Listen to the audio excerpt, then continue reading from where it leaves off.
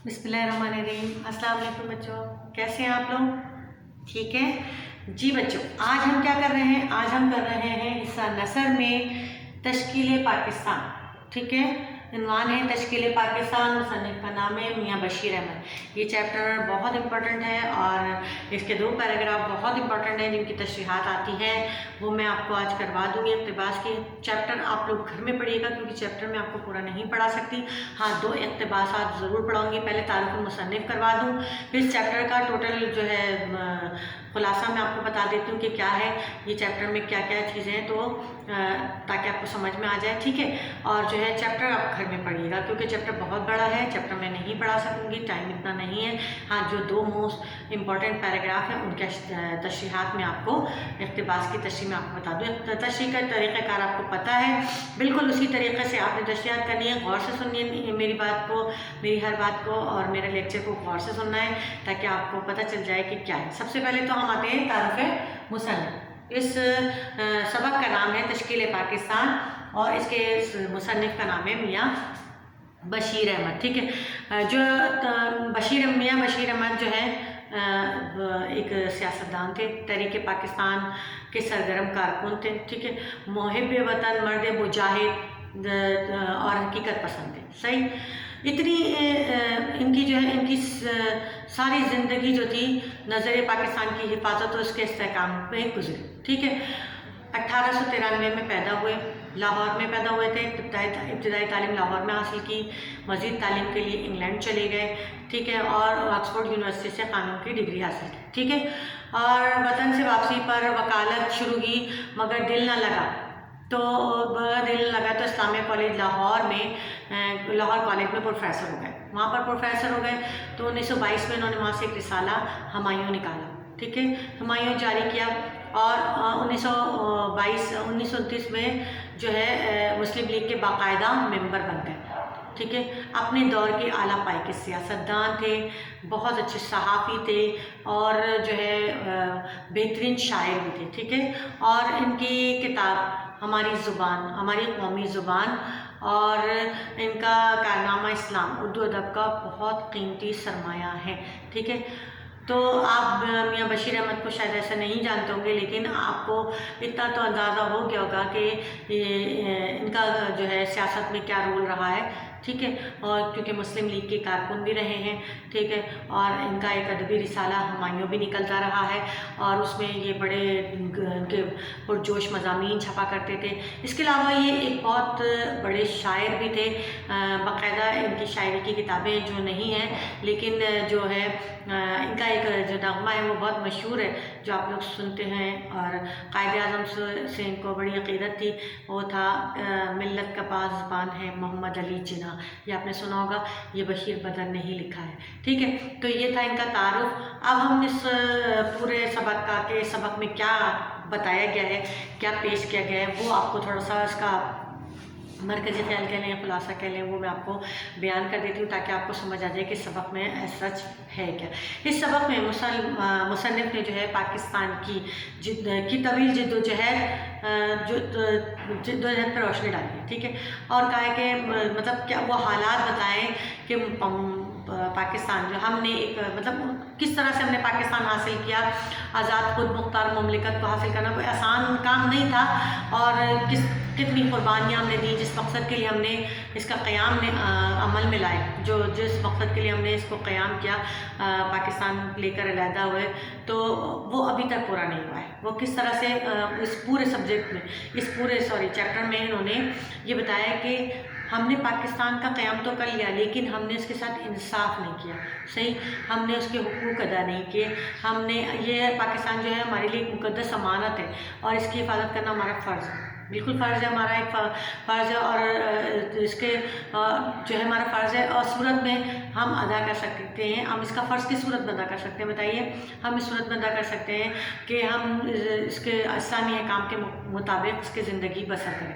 ٹھیک ہے، اور یہاں پر اسلامی احکام کا نفاذ ہو اور اس کے مطابق تمام مسلمان اپنی زندگی کو بسر کریں، ان کو سب کے حقوق کا تحفظ سب کو ملے، اور جو امیر ترین جو طبقے ہیں ان کو اور غریب ترین طبقوں کے درمیان میں کوئی امتیاز نہ ہو، اور ان کو ایک طریقے سے تحفظ ملے، سب کے ساتھ ایک جیسا سلوک ہو، اور انہی اصولوں پر عمل کرتے ہوئے تمام پاکستانی اپنی زندگی کو بسر کریں، ٹھیک ہے۔ اور حقیقت بھی ہے، ہم نے پاکستان کو حاصل کیا، ہم یہ بھول گئے کہ ہم نے پاکستان کو کتنی محنت اور کتنی جد و جہد اور کتنی قربانیوں کے بعد حاصل کیا ہے، ٹھیک ہے۔ اور ابھی بھی ہم نے جو ہے جس مقصد کے لیے پاکستان کو حاصل کیا، وہ مقصد ابھی بھی ہمارا پورا نہیں ہوا ہے، اور یہ تمام تر باتیں جو ہیں انہوں نے اس سبق میں جو ہے بیان کی ہیں، ٹھیک ہے۔ اب بچوں میں آپ کو جو ہے کتاب سے اس عبارت کا جو ہے اقتباس کا ترجمہ تشریح بتاتی ہوں، جو بہت امپورٹنٹ ہے اور جو پیپر میں آتی ہے اور جس کے لیے آپ کو بہت زیادہ محنت کرنی پڑے گی، ٹھیک ہے۔ کتابیں نکالیں بچوں، جب تک آپ کتابیں نہیں نکالیں گے تو آپ کو نہیں سمجھ میں آئے گا، ٹھیک ہے۔ تو کتابیں مست ہے، کتابوں کو ضرور وہ رکھیں، ٹھیک ہے۔ یہ ہے کتاب تشکیل پاکستان، اس کا جو ہے ایک پیراگراف تو میں آپ کو بتا ہی دیتی ہوں ابھی کون سا ہے، وہ ہے لاسٹ پیراگراف ہے شاید، ہاں لاسٹ پیراگراف نکالیے تو دیکھیں کتنا بڑا چیپٹر ہے، یہ چیپٹر بہت بڑا ہے، اس کا جو لاسٹ پیراگراف نا یہ بہت بڑا ہے، امپورٹنٹ ہے۔ دیکھیے لاسٹ پیراگراف ہے اس کا، مسلمانوں کا نصب العین اسلام ہے، وہ اسلام نہیں جس کا ڈنکا مطلق العنان بادشاہوں خودغرض عمراؤں نے بجایا، بلکہ وہ اسلام جس کا حامل قرآن ہے، جس نے صرف اندیکھے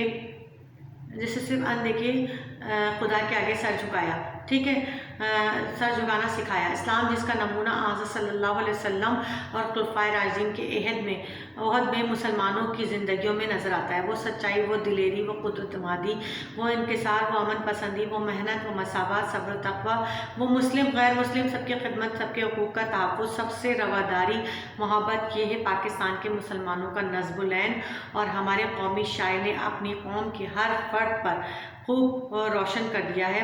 پرے ہے چرغ نیلی فام سے منزل مسلماں کی، پرے ہے چرغ نیلی فام سے منزل مسلماں کی، ستارے جس کی گرد راہ ہوں وہ کارواں تو ہے۔ زبردست، کیا شعر کہا ہے انہوں نے، ٹھیک ہے۔ اچھا تو اب دیکھیے یہ جو ہے پیراگراف بہت امپورٹنٹ ہے اور جس کے لیے آپ کو تشریح کرنی ہے، اور یہ آپ دیکھیے گا جب آپ 5 ایئر نکالیں گے تو اس چیپٹر میں سے صرف ایک یہ واحد پیراگراف ہے جو بہت آتا ہے، اکثر اس میں آیا ہے، آپ اپنے اس میں بھی دیکھیے گا اور کامرس اور آرٹس گروپ میں بھی دیکھیے گا، یہ پیراگراف جو ہے اکثر آتا ہے، تو اس پیراگراف پر ہمیں فوکس کرنا ہے، اس کے متعلق ہمیں بتانا ہے۔ دیکھیے میں تعارف مصنف آپ کو بتا دیا ہے، ٹھیک ہے، ہمیں کس طرح سے کرنا ہوتا ہے کام پتہ ہے نا آپ کو، پہلے ہم عبارت لکھتے ہیں، ٹھیک ہے، اقتباس کی تشریح میں ہم عبارت لکھتے ہیں، عبارت لکھا، اس کی عبارت کیا تھی، مسلمانوں کا نصب العین، ٹھیک ہے، ہم نے ایک لکھا، ایک لفظ لکھا، بس زیادہ لکھنے کی ضرورت نہیں ہے، مسلمانوں کا نصب العین ہے نا، مسلمانوں کا، چلو نام لکھ دیتے ہیں، نصب العین، صحیح، نصب العین لکھ دیا، پھر اس کے بعد ہم نے ڈاٹ ڈاٹ ڈالے، ڈاٹ ڈاٹ ڈالنے کے بعد آخری جو ہے لفظ تھا کیا، چیزوں پر ہے، ٹھیک ہے، پر ہے لکھ دیا، ٹھیک ہے۔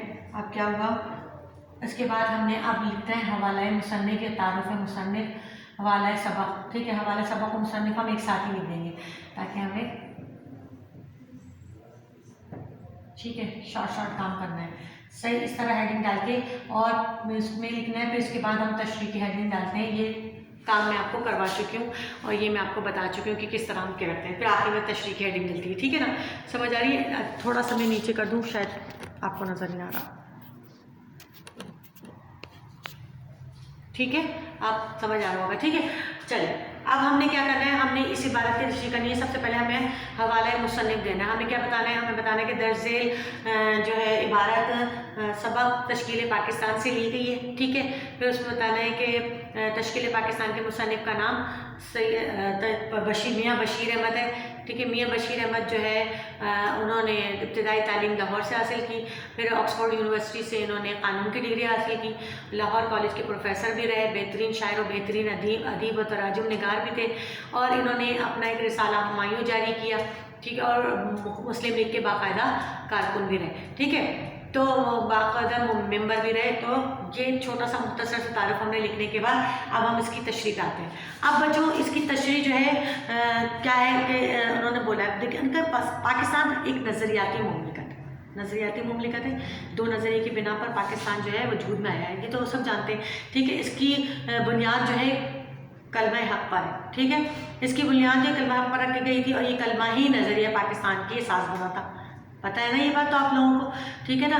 تو پاکستان جب وجود میں آیا اور پوری کائنات کا یہ پیغام ہے کہ اگر پاکستان اس نظریے سے غفلت برتے تو پھر اس کی بقا مشکل میں پڑ جائے گی. حقیقت ہے کہ پاکستان جس نظریے کی بنا پر وجود میں آیا اور اس وہ نظریہ ہی جو ہے اس پر عمل نہ کیا جائے تو کیا پھر جو ہے پاکستان کا مقصد کیا تھا قیام کا. ٹھیک ہے. مسلمانوں کا مقصد حیات صرف اور صرف اسلام ہے.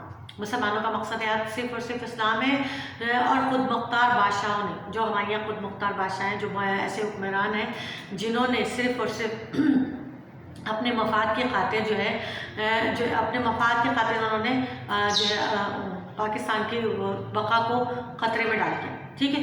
اور اس کے اپنے مقاصد حاصل کرنے کے لیے جو ہے کوئی پاکستان کے جو ہے میں اسلامی قوانین کو رائج ہونے ہی نہیں دیا. ٹھیک ہے. اب کیا تھا قرآن مجید میں جو اب دیکھیں مشہور جنہوں نے اسلام کو اپنے مقاصد کے لیے استعمال کیا اب کیا تھا کہ ہمارے یہاں اسلام جو ہے سب سے جو اسلام جو ہے وہ ہمارے یہاں ہمارا مذہب ہے. ٹھیک ہے. ہمارا مذہب ہے اور جس کی بنیاد قرآن مجید ہے. ٹھیک ہے.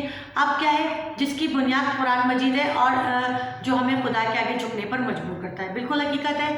اور جب ہم خدا کے آگے جھکتے ہیں تو اس کو ہم نے اس خدا کو مانتے ہیں جس کو ہم نے کبھی دیکھا ہی نہیں. صحیح ہے نا. اس خدا کو مانتے ہیں جس کو ہم نے کبھی نہیں دیکھا اور اس رسول کی ہم اطاعت کرنا وہ مذہب ہمیں سکھاتا ہے جس کی اطاعت جو ہے عملی نمونہ ہے ہم سب کے لیے اور وہ جو ہمیں دوسرے خداؤں کے آگے جھکنے سے ہمیں روکتا ہے. ٹھیک ہے. جو ہمیں دوسرے خداؤں کے آگے جھکنے سے روکتا ہے اور امن اور بھائی چارے کا سبق دیتا ہے اور انہی قرآن و سنت پر ہم عمل کریں تو ہی ہماری نجات ہے اور تو ہی اس مسلم مملکت کے قیام کا مقصد ہے. اگر یہ مقصد ہی ناپید ہے تو آپ سوچئے کہ پاکستان کا قیام کی وجہ کیا ہے. جو جب دو نظریہ قومی نظریہ یہی تھا تو ہم جو ہے ابھی تک دیکھیں ابھی بھی ہم اسلام کا ہم مذہب اسلام سے تعلق رکھتے ہیں اور ہمارا مذہب ہمیں سکھاتا ہے کہ ہمارا خدا ایک ہے اور ہمیں اس کی عبادت کرنی ہے اور اپنے پیارے نبی صلی اللہ علیہ وسلم کی سنت پر عمل کرنا ہے. یہ سب چیزیں جب ہم جانتے ہیں اور ہمارے حکمرانوں نے حکمران بھی یہ بات جانتے ہیں لیکن وہ اپنے مقاصد کے لیے جو ہے اس قوم کے جو ہے کو استعمال کر رہے ہیں, لوگوں کو استعمال کر رہے ہیں, ملک کو استعمال کر رہے ہیں اور انہوں نے جو کچھ کیا اس سے پاکستان کا مفاد جو ہے وہ خطرے میں پڑ گیا. ٹھیک ہے. تو ہم جو ہے اچھے پاکستانی ہونے کا ہمیں ثبوت دینا ہے. ہمیں اپنے اسلام کے بتائے ہوئے اصولوں پر چلنا ہے, اپنے پیغمبر کے بتائے ہوئے اور تمام چیزوں پر ایمان رکھتے ہوئے اور شریعت کے قوانین کی پاسداری کرتے ہوئے ہمیں جو ہے ان اصولوں کو سمجھتے ہوئے اس مملکت کے قیام کا مقصد کو ذہن میں رکھتے ہوئے آگے چلنا ہے. تبھی ہم اس مقصد کو پا سکیں گے, تبھی ہم اس مقصد کو جان سکیں گے, ورنہ تو ہمارے لیے بہت مشکل ہوگا.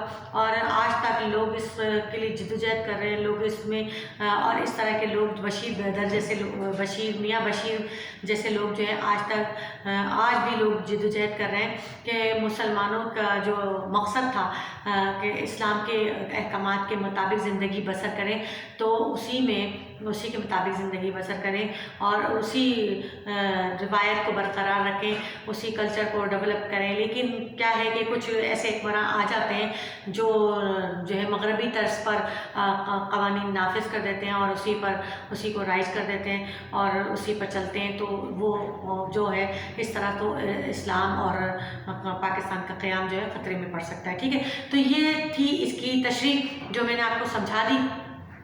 ٹھیک ہے. اور آپ لوگوں کو بتا دی. تو بچوں اس کے لیے ضروری ہے کہ آپ بار بار میرے لیکچر کو سنیں اور پھر اس کو لکھیں. دیکھیں تشریح لکھنا آسان نہیں ہوتا. اس کو دیکھیں میں نے बहुत मुख्तसर आपको बताया है। इतना टाइम नहीं है कि मैं आपको 1 से 1.5 पेज की तशरीह बताऊँ, फिर भी मैंने काफ़ी कुछ बता दिया है। उसी को मद्देनज़र रखते हुए आप इस तशरीह को बढ़ा सकते हैं और लिख सकते हैं। तो बच्चों ये आज के लिए इतना काफ़ी होगा और ये काम आपने करना है, ठीक है। जब आप तारुफ़ मुसन्निफ़ और इक़्तिबास की तशरीह तश्कील पाकिस्तान के इस चैप्टर की ये आपको लिखनी है और इस चैप्टर को आपको घर में बगौर पढ़ना है। देखिए जब तक आप इस चैप्टर को पढ़ेंगे नहीं आपको समझ नहीं आएगा। आपने देखा होगा, अभी मैंने आपको एक पैराग्राफ पढ़ाया है तो आपने देखा होगा कि कितना बड़ा चैप्टर है, ठीक है। तो इसे आपने घर में पढ़ना है। जब तक आप इसे पढ़ेंगे नहीं तो ये जो तशरीह मैंने आपको समझाई है वो आपको समझ में नहीं आएगी। तो बच्चों टाइम हमारे पास नहीं है, लेकिन आपके पास बहुत टाइम है। आप घर में बिल्कुल फ्री बैठे हैं और घर में आपके पास सिर्फ और सिर्फ आप पढ़ाई पर फोकस करें, क्योंकि जो है बहुत अच्छा आपको टाइम मिल गया है पढ़ने का। जैसे आप रोना रोते थे कि मिस हमारे पास टाइम नहीं होता, हम पढ़ नहीं पाते हैं, ये हो गया, हमें ये काम करने होते हैं, वो काम करने, तो अब तो कोई मसला ही नहीं है। रात में चाहे तो रात में पढ़ें, सुबह में पढ़ें, पढ़ना चाहें तो सुबह में पढ़ें, टाइम ही टाइम है। लिहाजा इसकी तशरीह आप लिखेंगे तारुफ़ मुसन्निफ़ के साथ और इसे याद करेंगे, ठीक है। आज के लिए इतना ही, मिलते हैं अगले लेक्चर में। अल्लाह हाफ़िज़।